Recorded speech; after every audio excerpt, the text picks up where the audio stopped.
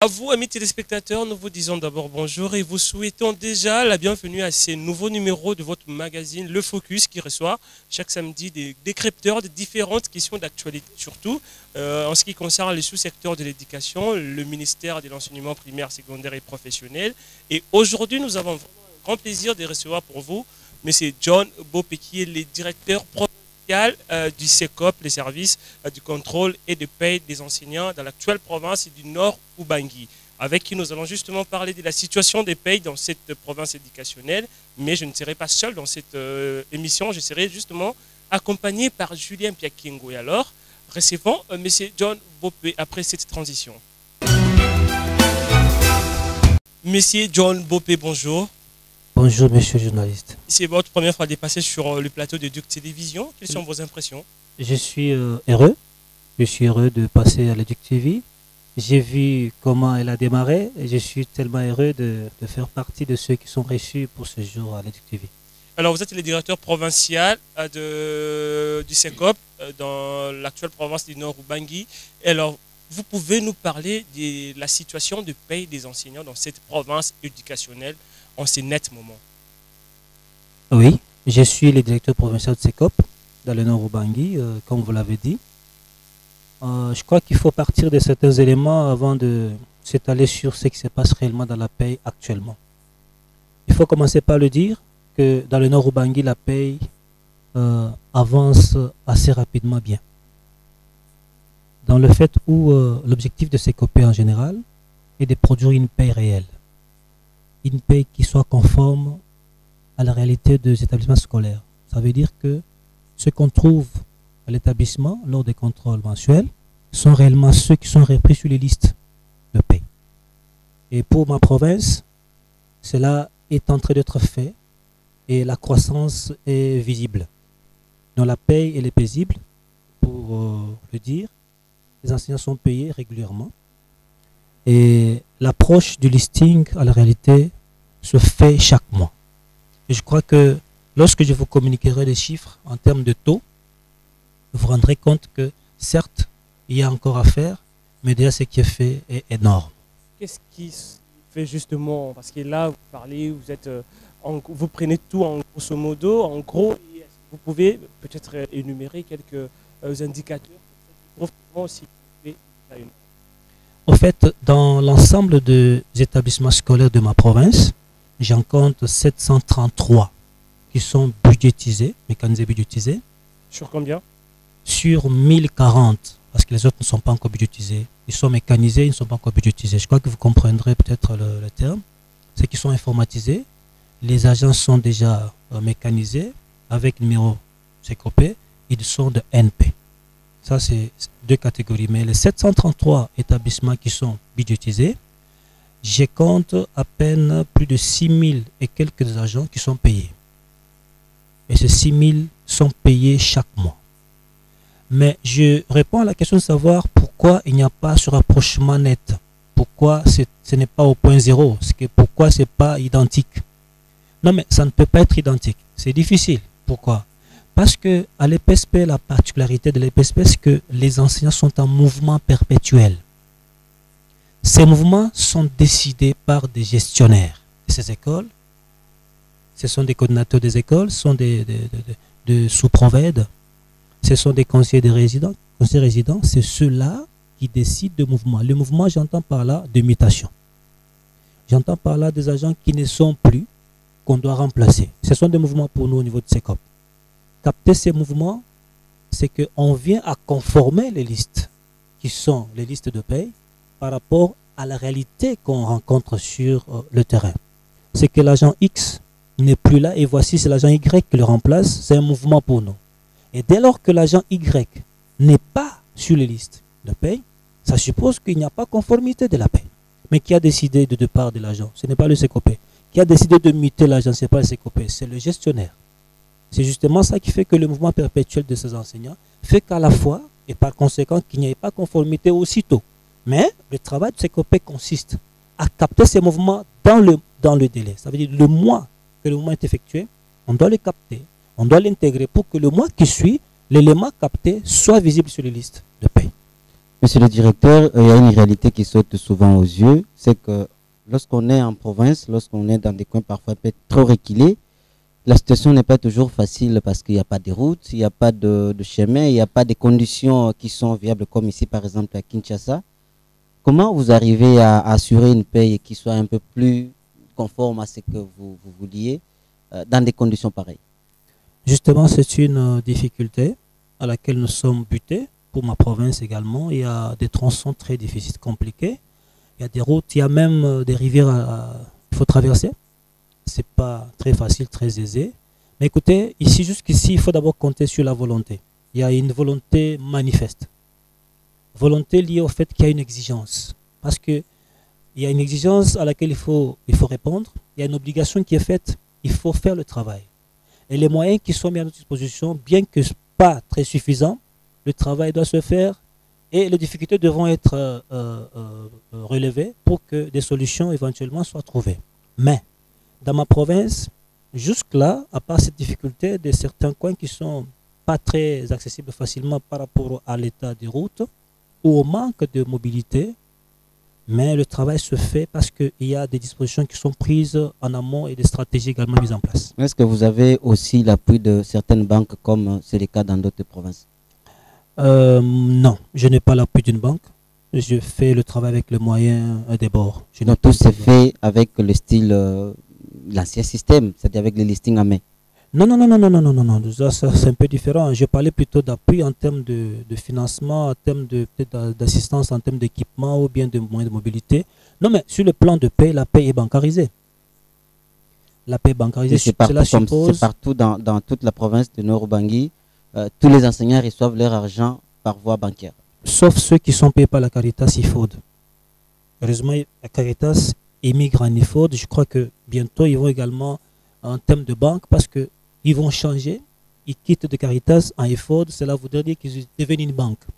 Et là, ils vont créer des comptes. Mais tous les autres enseignants qui sont payés par Freeland Bank et ceux qui sont payés par Tembe, ils ont bel et bien des comptes en banque qui sont payés via leur compte bancaire. Alors, monsieur le directeur provincial revenons un peu sur le taux de non-conformité. Quel est justement le taux dans votre province éducationnelle présentement? Dans ma province, actuellement, je prends le mois de juillet, parce que c'était le mois avant que je ne quitte, et le rapport de juillet avait déjà été transmis. Je suis à 1,4 de non-conformité. 1,4. C'est que je suis à 98,6 de conformité. Par rapport à l'année passée, qui était à combien? Non, l'année passée, j'étais plus bas que ça. J'étais à 97,9. Mais qu'est-ce qui justifie cette augmentation? La progression, c'est qu'il y a un travail qui est fait. Il y a beaucoup de choses qui ont été améliorées. Il y a beaucoup d'agents qui étaient déserteurs qu'on a pu remplacer. Il y a beaucoup de cas qui étaient demeurés sans remplacement qu'on a pu décanter. Il y a beaucoup de ceux qui sont intégrés sur les signes. C'est cela qui justifie. Il y a une performance au niveau national qu'il faut relever ici, en termes de travail bien fait, et à mon niveau également, de transmission régulière, intégration régulière aussi. C'est ça qui justifie ça. Et alors, comment comptez-vous justement atteindre le taux 0%? C'est l'idéal. 0, c'est l'idéal. Je crois que l'autorité, vous avez été à la clôture de l'atelier, l'autorité l'a dit, et nous visons 0. Je crois que pour aller à 0, il faut commencer par le travail qui doit être fait en amont. C'est qu'il faudrait que tous les mouvements soient captés à temps et que généralement ces mouvements captés soient traités, transmis également à temps et que cela soit intégré dans le délai. Je crois que tout se passera bien. Monsieur le directeur, il y a beaucoup qui estiment que le taux 0 est difficile à atteindre au regard des réalités sur le terrain. Et d'ailleurs, c'est vrai que le secrétaire général vous a appelé à fournir des efforts qui vont dans ce sens. Mais est-ce que s'il faut dire les choses de manière un peu réelle, pensez-vous que ce taux de 0% sera atteint? Bon, je ne peux pas ici contredire l'autorité. Connaissant la réalité, vous êtes sur terrain, vous connaissez la réalité qui se passe dans votre province éducationnelle. Bon, je crois qu'il faut entendre cette exigence de l'autorité à deux niveaux. Le premier niveau voudrait que les listes de paie soient conformes à la réalité des établissements scolaires. Deuxième réalité, il faudrait que tous les éléments qui créent les écarts soient maîtrisés. c'est qu'il faut qu'une province qui a un taux inférieur à 100 soit à même de dire le reste qui fait que je sois en moins de 100, c'est tel cas. Je vous donne un exemple. Vous êtes dans un établissement scolaire. Vous venez au mois de mars. Vous avez 6 enseignants payés parce qu'une école primaire de 6 classes. Avec leur directeur, ils sont 7. Les 6 enseignants sont payés au mois de mars et tous sont là. C'est 100% à l'école. Vous revenez le mois prochain, on vous dit tel est déserteur. Ah, il est allé où? Non, il est déserteur, il a quitté. Qui le remplace, c'est tel autre. Déjà, cet élément de départ de celui qui est parti crée la non-conformité. Donc il y a aussi un problème au niveau des établissements qui ne signalent pas ces déplacements. D'une part, mais nous, quand on est régulier à l'établissement, il y a lieu de comprendre et de voir qu'il y a un mouvement. Deuxième chose, c'est le gestionnaire à son bureau assis. C'est un grand chef. Il dit, tiens, je décide, tel doit quitter A pour B. Celui qui est à B quitte pour C. Celui qui est à C quitte pour D. Il crée un mouvement avec des justifications, avec des raisons qui lui sont propres. Et nous, on trouve que dans A, B, C, D, les enseignants qui sont là ne sont pas ceux qui sont sur la liste de paye. Il y a plutôt d'autres qui sont venus en remplacement des uns comme des autres. C'est la non-conformité tout de suite. Parce que ceux-là, ils ne marchent pas. Il faut carrément conformer les 4 listings au même moment. Et donc, c'est difficile d'atteindre on n'est pas point zéro. À la conformité. Vous voyez, oui. Dès lors qu'on envoie ces éléments, alors qu'est-ce qui est exigé dans ça? Ce qu'on demande au CECOP, c'est quoi? C'est qu'il faut que ces mouvements soient maîtrisés. Il faut qu'on les capte. En faisant quoi exactement? En faisant la mise à jour. Vous voyez? C'est qu'en prenant les éléments qui justifient ces mouvements, notamment les commissions d'affectation, et on traite les dossiers dans le délai imparti, c'est du 1er au 12. Dès lors qu'on les a traités comme ça, tout de suite, les dossiers transmis au niveau national sont intégrés à le listing qui arrive le 25 du même mois, à intégrer le mouvement. Alors c'est bon. Mais tout de suite, vous viendrez dans d'autres écoles, nous étions à A, B, C, D, cette fois-là, ce sera E, F, G et consort, vous trouvez le mouvement. C'est ça ce qui fait que est-ce que vous ne travaillez pas en amont, en collaboration avec les proverbes, les sous-proverbes, les chefs d'établissement et d'autres qui font ce genre de mouvement? Est-ce que vous n'avez pas un mécanisme de travail en amont qui vous permet d'avoir un contrôle avant même que les déplacements se fassent? Non. Il y a un principe au niveau de CECOP. Depuis qu'il y a la réforme du CECOP, le mouvement ne peut pas se capter auprès du gestionnaire. Non. L'agent qui est en mouvement doit être trouvé au sein de l'établissement où il a été affecté lors du contrôle physique. Parce que lorsque on voudrait capter le mouvement au bureau, qui vous dit que l'agent dont le mouvement est capté est réellement là en place? Non. Le CECOP capte le mouvement à l'école lors du contrôle. On trouve l'enseignant créé à la main, en train d'enseigner, on le contrôle là-bas. Alors on dit, ah tiens, il a un document qui fait de lui enseignant dans cette école-là. Et au regard de la structure de cette école, effectivement, il doit intégrer. Alors on capte son dossier, on le traite, on le transmet. L'antenne traite, c'est un agent qui va au contrôle qui traite ce dossier. Il le transmet à son chef d'antenne qui le valide. Et lui, à son tour, il l'envoie au niveau de la direction provinciale. À mon tour, j'examine si tous les éléments techniques sont respectés, les normes, les procédures. Je valide en dernier et je transmets au niveau national pour que cela soit intégré dans le fichier unique. Donc c'est un peu ça, comment ça se passe. Donc dès lors que le mouvement n'est pas capté, on ne peut pas traiter un dossier. Et si un gestionnaire vient avec un dossier au bureau, à mon bureau, ce n'est pas suffisant. Il faudrait que ce dossier parte de l'antenne. Il faut que l'antenne l'ait capté en tant que mouvement à l'école. Et là, on est sûr de dire l'enseignant pour lequel le dossier est traité, il est réellement en train de travailler. Sinon, c'est un passant qu'on va vous donner, un pêcheur de poissons ou un marchand qu'on va vous donner comme enseignant, et là, ça ne va pas. Alors, sachant que les enseignants sont en perpétuel mouvement, et puis avec l'objectif zéro taux de conformité, des non-conformités, ne craignez-vous pas que vous soyez fatigués? Parce que déjà, les enseignants sont en mouvement, et puis il vous faut chaque jour de mise à jour après mise à jour. Est-ce que vous croyez que vous allez arriver vraiment à chaque fin du mois à avoir ces taux zéro de non-conformité? Non, je crois qu'il y a ici lieu de dire que le gouvernement de la République a compris effectivement que les PSP c'est une particularité dans la gestion même de la paix. Pour autant qu'il y a ce mouvement perpétuel que nous avons vite compris ensemble, Parce qu'il faudrait que la mise à jour de la paie au niveau des PSP soit faite mensuellement. Contrairement au niveau de tous les autres ministères, c'est 3 mois après. C'est trimestriel. Mais nous, nous intégrons des mises à jour mensuellement. C'est qu'il n'y aura jamais fin de mouvement des enseignants. Pour autant qu'il y a des gestionnaires qui gèrent les enseignants. Et il y a lieu de vous dire ici, on ne va pas arrêter la mort. C'est un mouvement aussi au niveau de CECOPE. Quand quelqu'un meurt, c'est fini, il n'y a plus de conformité parce qu'il a disparu. Celui qui vient de remplacer, il n'est pas encore intégré. Dès lors qu'il n'est pas sur les listes, il y a la non-conformité. Il y a des choses qu'on ne peut pas arrêter parce que naturel. Combien de fois vous faites des contrôles? C'est chaque mois. Une seule fois le mois? Une seule fois le mois, c'est entre le 1er et le 12 du mois. Chaque mois. Alors que les enseignants peuvent aussi se déplacer n'importe quand?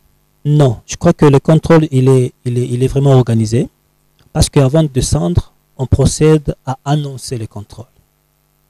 On envoie la note de contrôle et on est en train de dire à chaque établissement la date à laquelle les contrôleurs vont réellement arriver dans cette école. C'est préparé en amont et ça ne fait pas que l'agent soit absent de cette manière. Mais quand il est absent, il faut aussi signaler, c'est une nuance.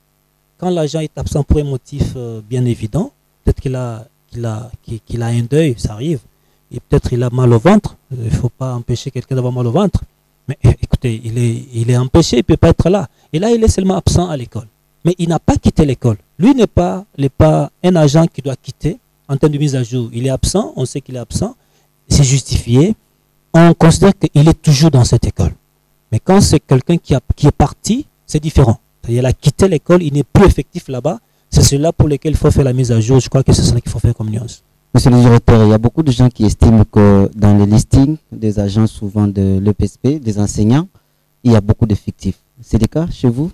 Non, je crois que cette histoire n'existe pas. Ce sont des déclarations de ceux qui n'ont pas la maîtrise de ce que l'EPSP est devenu actuellement avec le travail du CECOPE.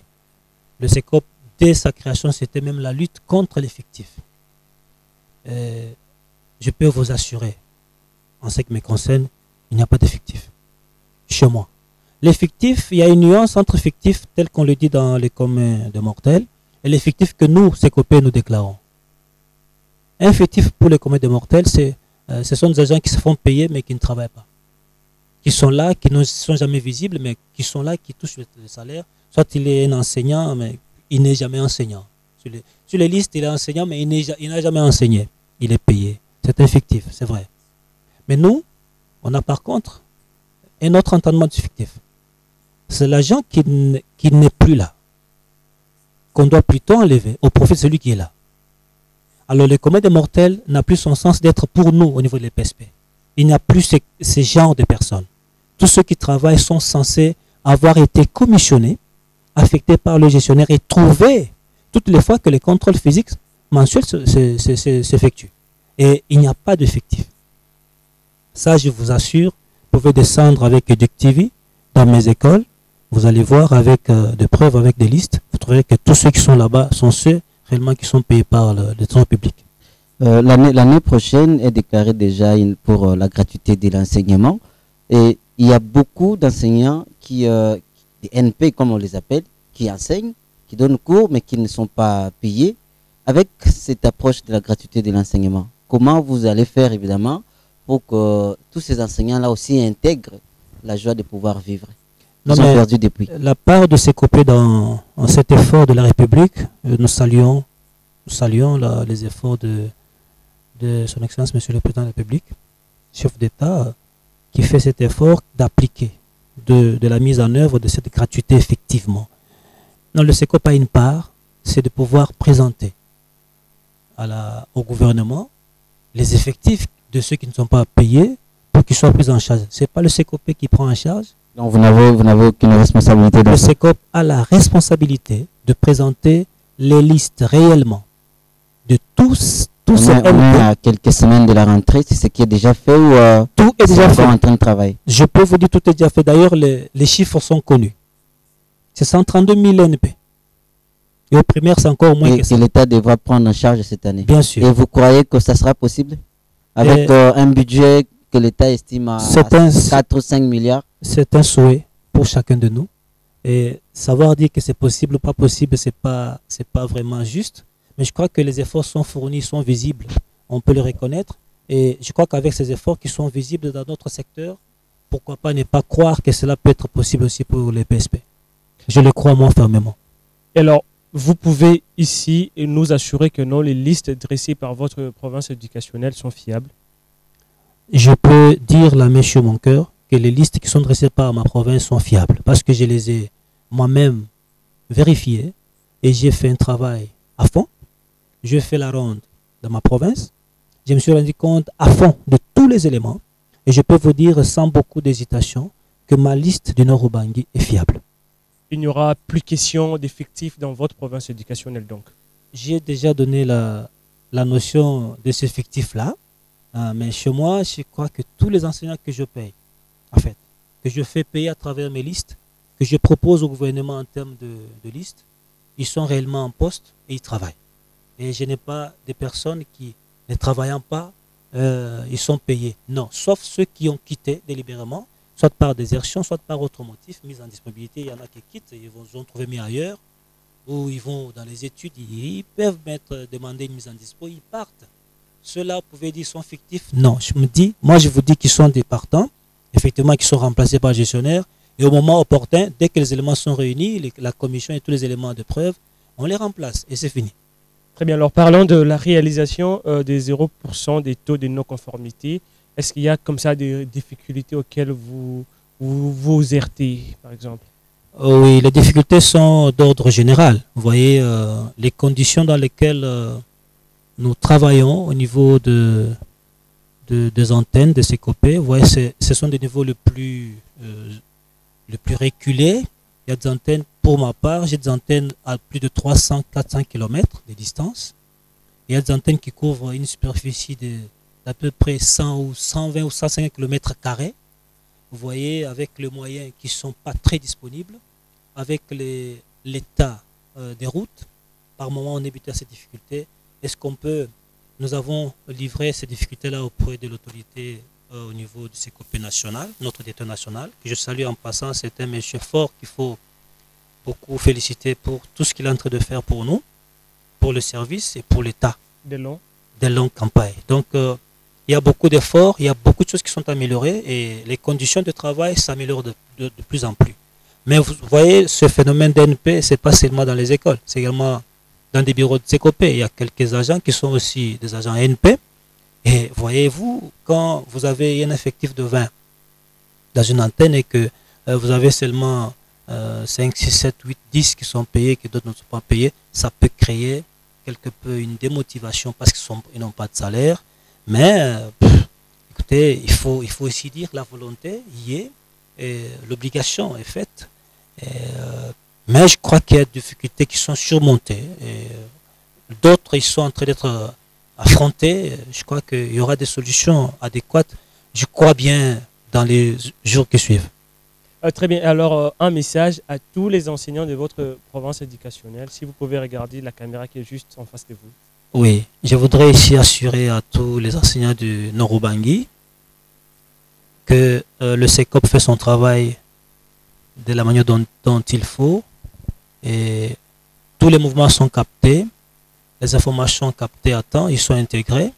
Les difficultés liées à la réception de certains documents qui viennent en retard, je crois que cela est réglé avec les gestionnaires, avec nous avons eu beaucoup de réunions à cet effet. Rendez-vous disponible lorsque le contrôle est là. Dites réellement ce qui se passe dans vos écoles. Les informations utiles, rendez-les disponibles. Et je crois que le travail qui sera fait va être un travail mis à profit pour chacun de vous. Et quand on n'est pas au poste, il faut savoir dire au chef d'établissement les raisons pour lesquelles on est absent, pour que cela ne constitue pas un motif de remplacement. Et je crois que les revendications, les réclamations liées au fait d'être remplacé indûment, tout ça, ce sont des mouvements, ce sont des dossiers que nous captons et que nous réglons au même moment avec la contribution de la direction nationale. C'est cela que je peux dire et je peux leur dire que nous sommes là à leur service, ils peuvent compter sur nous. Merci beaucoup à vous, M. John Bopé, directeur provincial du CECOP Nord Ubangi. Alors à vous, amis téléspectateurs, nous vous disons un grand merci d'être fidèles à ces numéros, à ces programmes de Focus et alors à ces nouveaux numéros. C'était un grand plaisir pour nous de recevoir le directeur provincial d'ICECOP Nord Ubangi. Et c'est par ici que nous allons mettre un point final à ces magazines. Alors tenez-vous bien, les tout prochains rendez-vous c'est pour le samedi prochain.